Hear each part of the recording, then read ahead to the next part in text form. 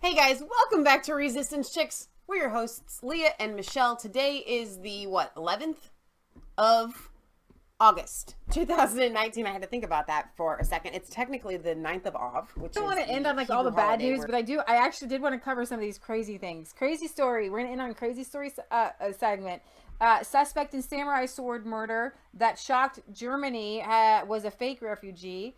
A Syrian migrant who was arrested last month after allegedly stabbing a man to death with a samurai sword in the middle of a busy street in front of dozens of witnesses was using a false identity to claim asylum. Wow. The alleged murderer, identified as a 28-year-old Isa M, claimed to be Syrian when he came from Turkey to Germany in 2015. But according to his brother, he was not born in Syria but in Jordan.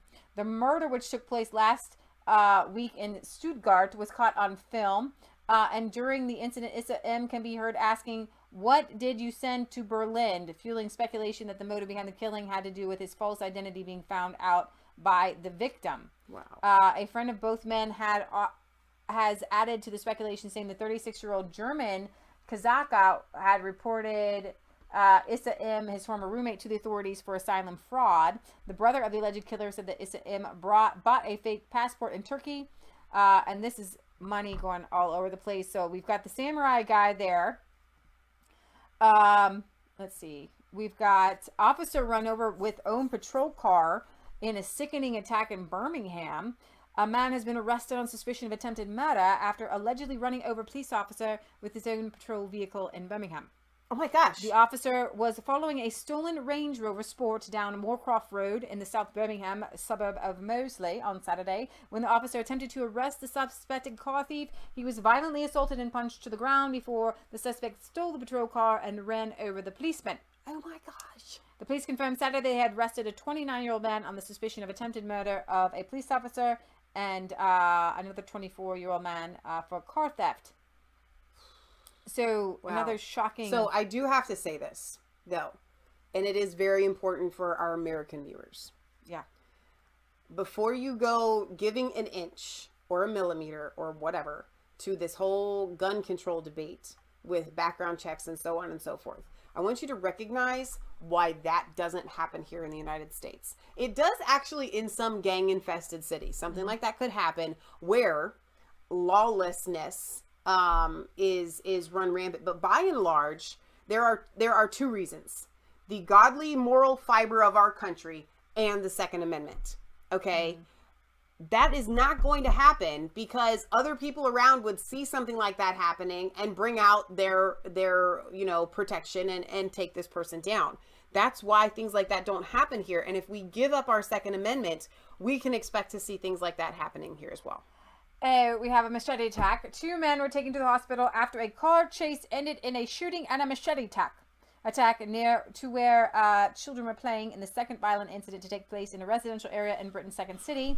The incidents occurred around 6:40 on Friday in the city of Saltley area of Birmingham, where after one of the 2 vehicles involved in the chase crashed into a wall.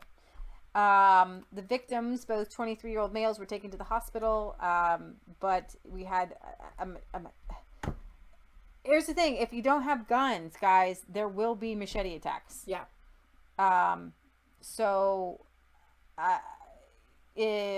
Okay, so Norway. Police say mosque shooting is a terror attempt. Police in Norway's capital say the shooting at a mosque that wounded 1 person is being investigated as an attempted terrorist attack, and that the alleged perpetrator is also a murder suspect in a separate case. 1 suspect is in custody after the shooting is Saturday at the Al-Noor Islamic Center in the Oslo suburb of Burnham. Police say they don't believe anyone else is involved. Oslo police officer told a news conference on Sunday that the suspect, a man in his 20s, had extreme right-wing views and animosity towards immigrants. After the shooting, police went to his residence and said they found his 17-year-old sister dead.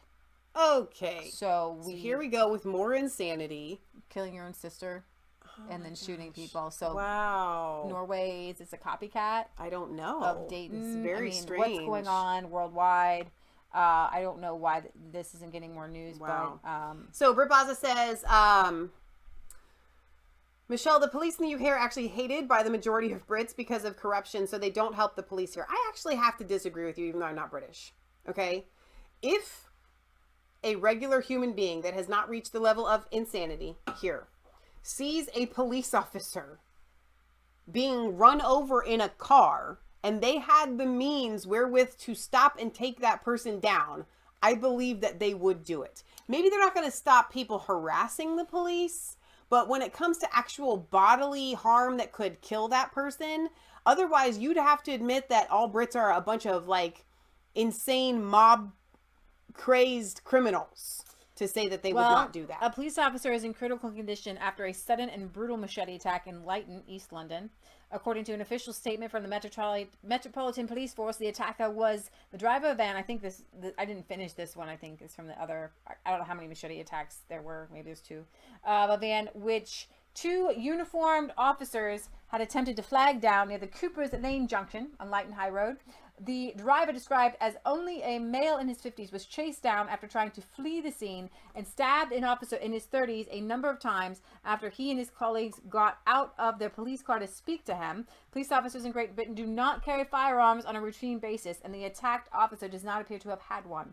Fortunately, he did have at least a taser, which is also not typical, and it was with this that he was able to subdue his assailant. Wow. His condition is believed to be critical but stable.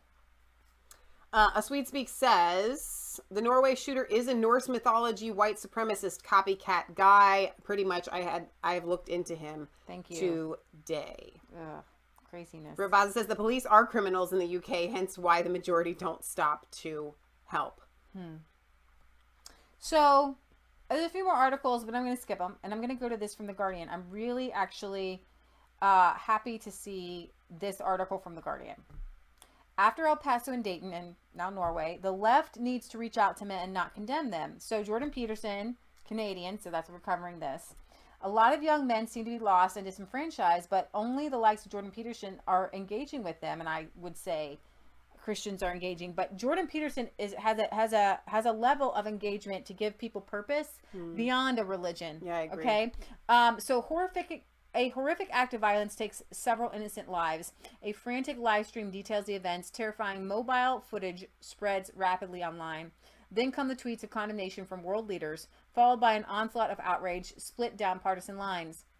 The way that shootings or suicide bombings or knife attacks, this is the UK, are politicized depending on the backgrounds of the perpetrators and the victims shows how successful these acts are in deepening the divisions in society. And that is one of the intentions that the perpetrators share, no matter their race or politics. And that is true. Tougher gun laws, she says, would certainly help. I don't. But she says the attackers will still use knives, lorries, trucks. Those are big trucks. Homemade explosives to kill and maim. And that's what they set out to do. And she doesn't like Donald Trump, and she thinks that, too many fanning the flames against migrants and stuff. But she says, I know that discussions around men and masculinity are just as politically charged as discussions around terrorism, which makes this a difficult area to address. This is particularly what led her to make these Guardian series on modern masculinity. As a journalist, I have covered stories in male-dominated spaces, from culture and sport to knife crime and terrorism, and I've noticed that conversations around the relationship between masculinity and violence were often dragged into a partisan debate where the left seemed to demonize men and the right claimed ownership over masculine identity. This discussion has become even more charged with the rule, Me Too. But Jordan Peterson, whose 12 Rules for Life is an international bestseller and whose videos on YouTube have amassed millions of views, remains a problematic figure due to some of his ideas. He has been accused of having alt-right audience, and she says, although I was surprised when I went to an event of his in Birmingham, I think she just means Birmingham. Space too. To see quite a few men in the audience who described themselves as Jeremy Corbyn supporters, lefties, and even Marxists.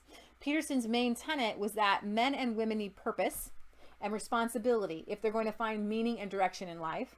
In a Fox News interview, he said he was asked why young men were shooting up schools, and he said because they're nihilistic and desperate. He replied, life can make you that way unless you have purpose and destiny. In a seemingly fractured world where organized religion is in a decline, this point strikes me as an important one, especially when looking at the profiles of men who are committing these horrific acts of violence. Men who have grown up in disrupted families, gone through the care or prison systems, have been more prone to radicalization. Often they have little or no engagement with spirituality, politics, or religion early in life, but are drawn to a vision of the caliphate, posturing on isolated interpretations of the Quran to legitimize murders in the name of some higher cause, or isolated white supremacists imagine a race war that paints them as brave heroes in a great mission. These are, of course, horrific extremes, but it's clear that these people feel lost and disillusioned.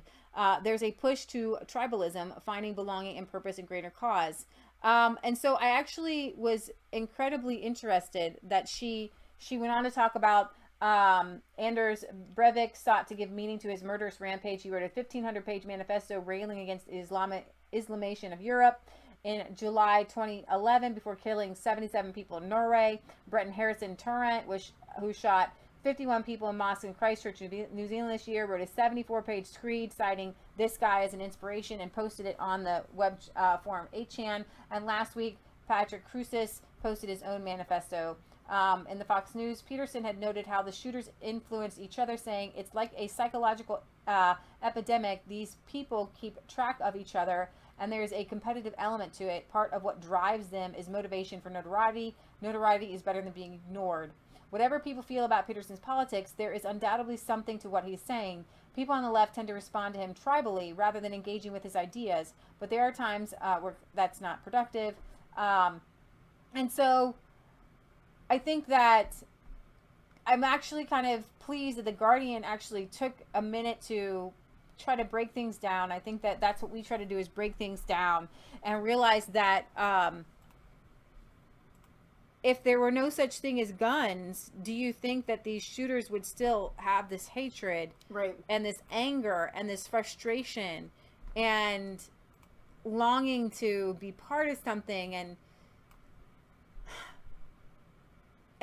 they lost a sense of community and a sense of identity and a sense of purpose? And you're supposed to be raised by a loving mother and father, have a nice community, meet a nice person to marry, buy a house, find a good career that you enjoy, and continue to be a good member of society. And you realize that there's outliers. There's always going to be some criminal elements, but then you have chivalry, and you've got good things to bring to life. But these guys, and they are young men who are detached from a reality. They're detached from life. They're detached from purpose, and we've got to. All right, we love you guys. God loves you, and God bless, and have a wonderful rest of your Sunday, beginning of your week. Bye, guys.